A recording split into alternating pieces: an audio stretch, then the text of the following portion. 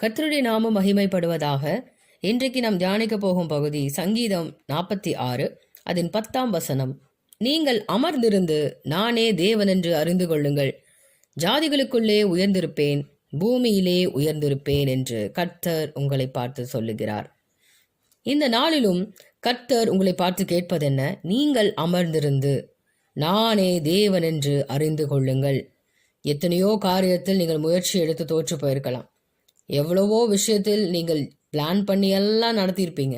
ஆனால் இன்றும் அது நடக்காதபடி ஒரே விதமான ஒரு ஏமாற்றம், ஒரு தோல்வி, ஒரு மனசோர்வு, இந்த சூழ்நிலையில் நீங்கள் இருப்பீர்கள் என்றால் கர்த்தர் உங்களை பார்த்து சொல்லுகிறார், நீங்கள் அமர்ந்திருந்து நானே தேவன் என்று அறிந்து கொள்ளுங்கள். இப்படித்தான் இஸ்ரவேல் ஜனங்கள் எரிகோவை கடக்கும்போது அந்த எரிகோ அடைக்கப்பட்ட வாசலா இருந்தது. ஒருவரும் வெளியே போகவும் இல்லை, ஒருவரும் உள்ளே வரவில்லை. அப்பேற்பட்ட அடைக்கப்பட்ட வாசல், சுற்றிலும் சுவர்கள், அப்பேற்பட்ட ஒரு பட்டணத்தை இஸ்ரவேல் ஜனங்கள் எப்படி நாங்கள் இதை கடப்போம், எப்படி இது தகர்ந்து போகும், எங்க ஒரு இடத்துல கூட ஒரு சின்ன ஒரு கீறல் கூட இல்லையே, இது எப்படி உடைந்து போகும் என்று உட்கார்ந்து கொண்டிருந்தார்கள். அப்பொழுதுதான் கர்த்தருடைய சேனையின் அதிபதி ஆகிய நம்முடைய கர்த்தர் யோசுவாவை பார்த்து திட்டங்களை வகுத்து தருகிறார். அவர் கூறினது என்னவென்றால், யோசுவா 6ஆம் அதிகாரம் அதன் 3, 4, 5ஆம் வசனத்தில் மகா ஆரவாரத்தோடு ஆர்ப்பரியுங்கள் என்று கூறினார்.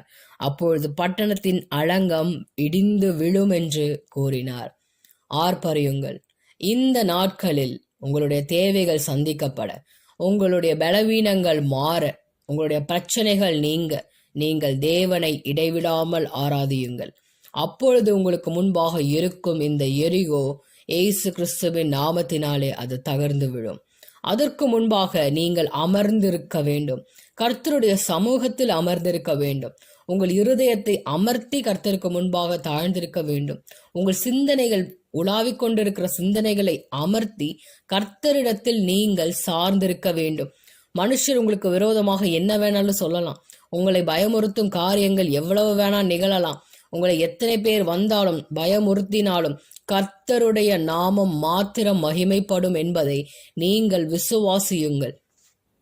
அதே போல இஸ்ரவேல் ஜனங்கள் அமர்ந்திருந்தார்கள். 7 நாள் அளவும் எரிகோவை சுற்றி வந்தார்கள். 7ஆம் நாள் 7 முறை சுற்றின பொழுதோ 6:20 வாசிப்போம். எக்காலங்களை ஊதுகையில் ஜனங்கள் ஆர்ப்பரித்தார்கள். எக்கால சத்தத்தை ஜனங்கள் கேட்டு மகா ஆரவாரத்தோடு முழங்குகையில் அலங்கம் இடிந்து விழுந்தது. உடனே ஜனங்கள் அவரவர் தங்களுக்கு நேராக பட்டணத்தில் ஏறி பட்டணத்தை பிடித்து கொண்டார்கள். அப்படிதான் கர்த்தருடைய பிள்ளைகளுக்கு முன்பாக எப்பேற்பட்ட எரிகோ மதில்கள் இருந்தாலும் கர்த்தரை துதிக்கும் பொழுது அது எப்படி விழும் என்று தெரியாது. கர்த்தர் சொன்ன வாக்கு தத்தங்களை நிறைவேற்ற அவர் வல்லவராய் இருக்கிறார்.